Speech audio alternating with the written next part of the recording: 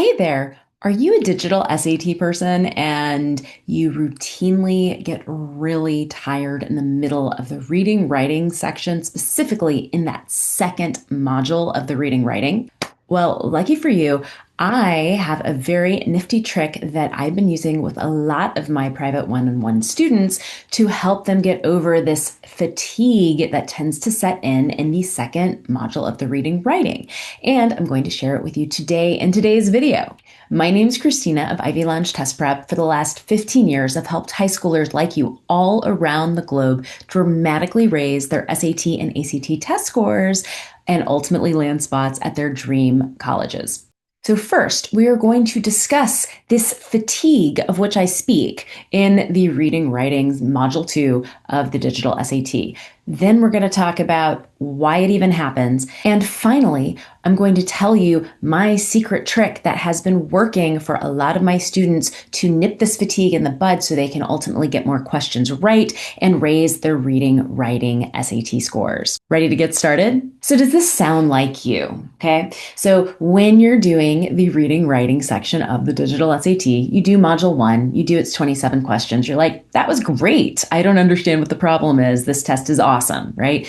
The passages weren't very long. They weren't too complicated. You were zipping through all of them. You felt like you had a lot of energy. Sure, all the questions are discrete. You're changing task every question.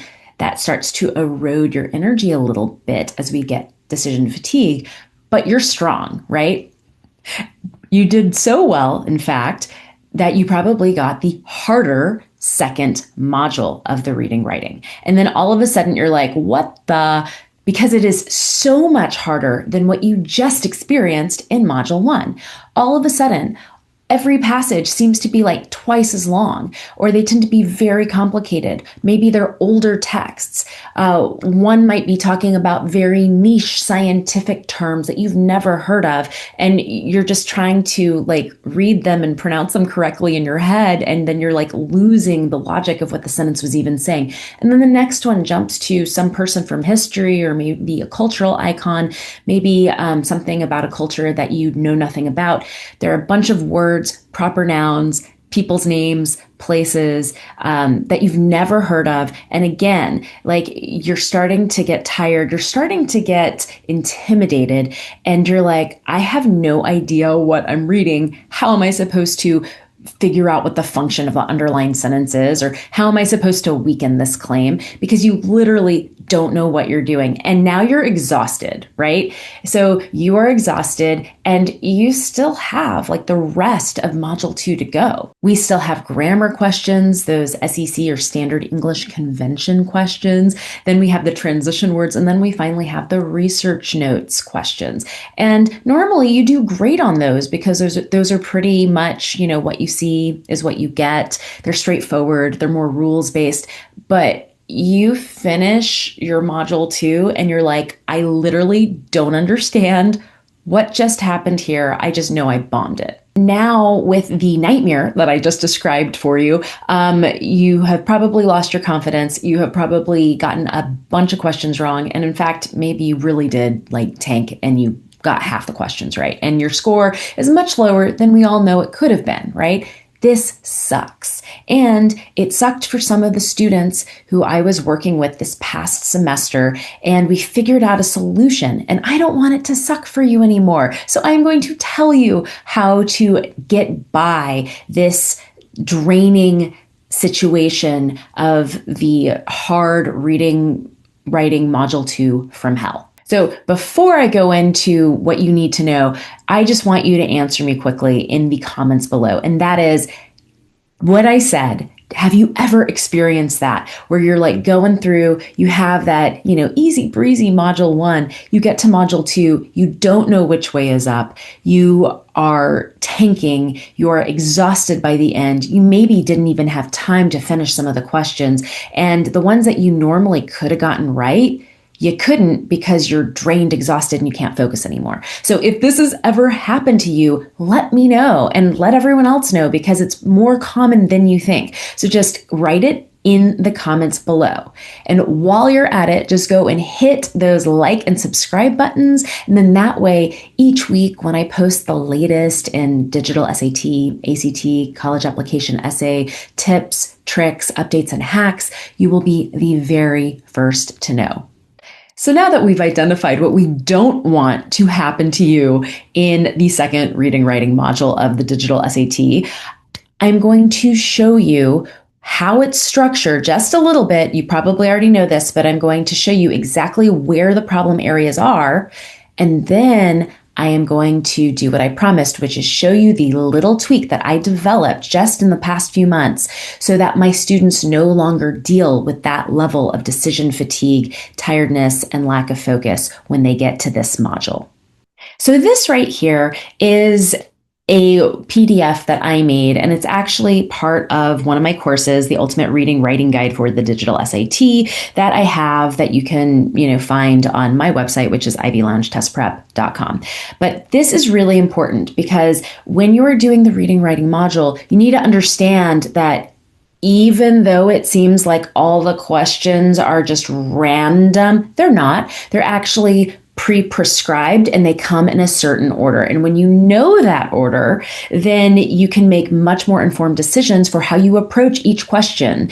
As you can see, and I know I've gone over this in some other videos, but you first start out with these reading questions, then it's writing. But it's not just that easy, right? We have what I call blocks of questions. And for each block of question or type of question, structure of a question, right? There's going to be a different number of those questions in each module, and we can never predict how many there might be. But what we do know is once we are done with one type of question and we've moved on to the next, we're done with that type of question and we have moved on. Okay. We don't know how many questions it will take for us to move on, but we know that we are finished with one and we're on to the other. Okay. So the first type, vocab and context, or sentence completions. They're always at the beginning.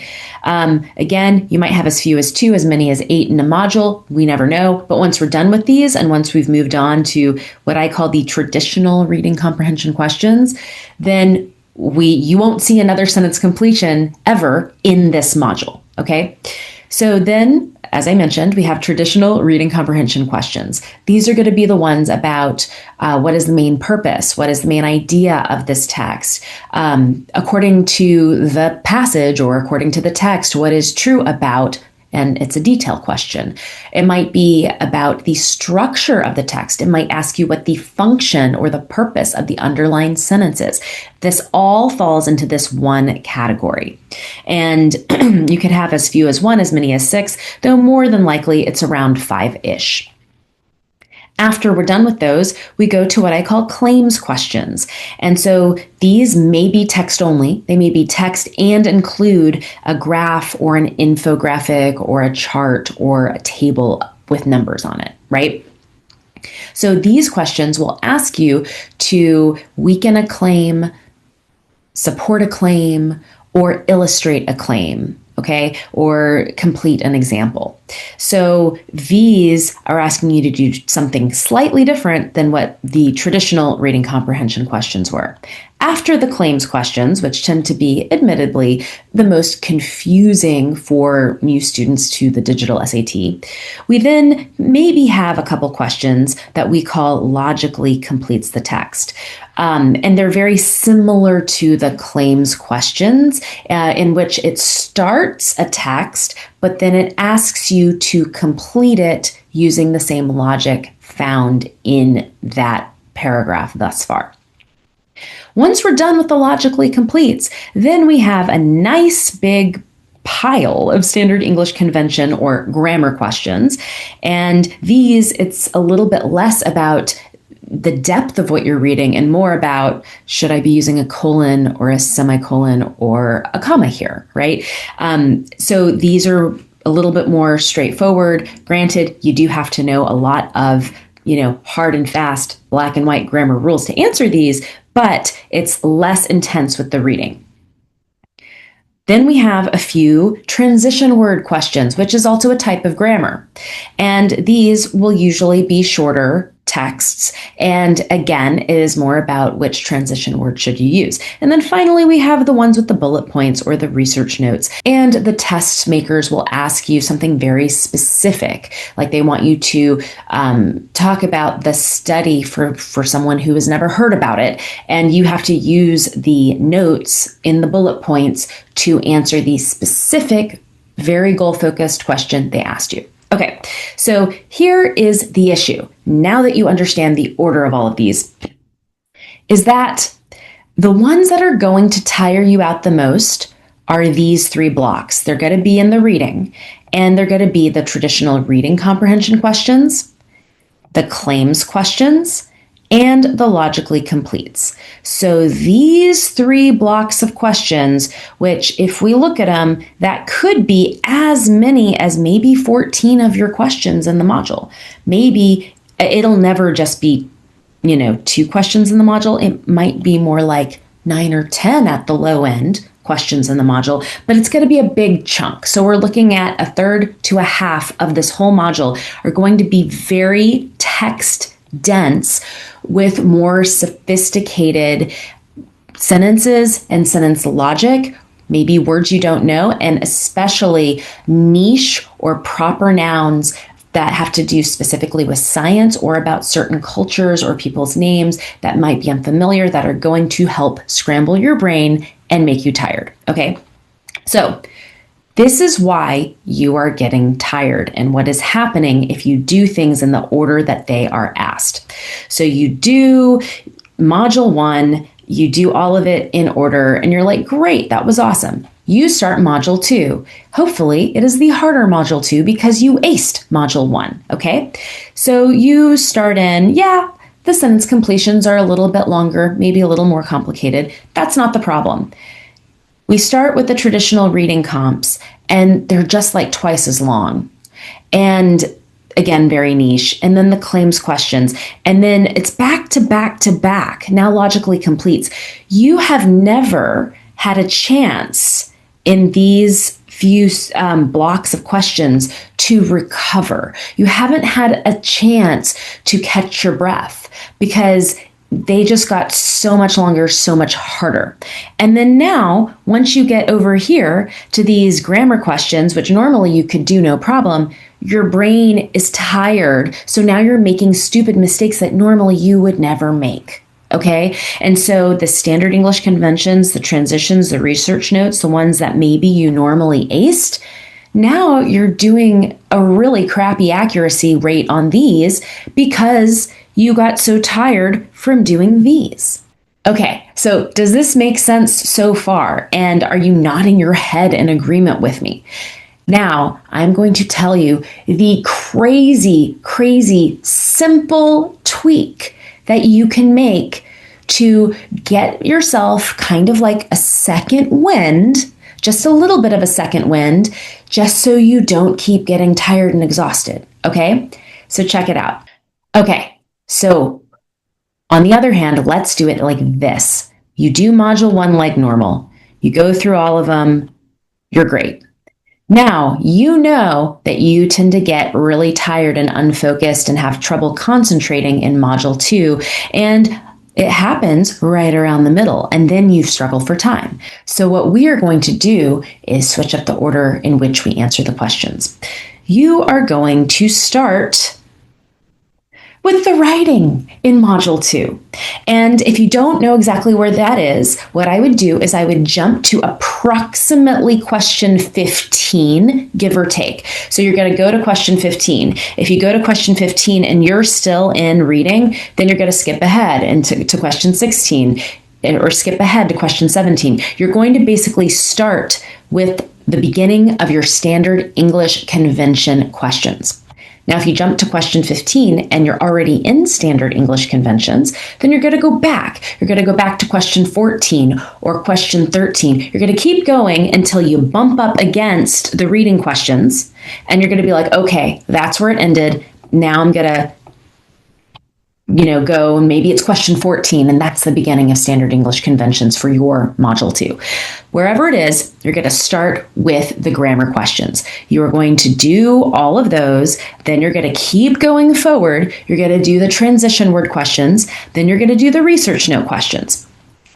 Once you're done answering all the writing, then you're going to go back to the beginning and do those sentence completions. And then you're going to go in order with the traditional reading comp, then the claims, and finish out with any logically completes questions. Okay, did you get that? Now here is why this is working wonders for my students who are in the exact same boat that you are. Okay, so when you start module 2, no, you are not as fresh as you were when you started module 1. Okay, so you have a little bit of fatigue setting in, even if you don't feel it yet. But if we can just give our minds a breather, not have us do anything too complicated or difficult just yet, we will kind of regain some of our energy, or at least not lose any more at an accelerated rate. So this is why if you can start with those standard English convention or grammar questions, do all those writing ones, then at least you've kind of given yourself a bit of a mental break.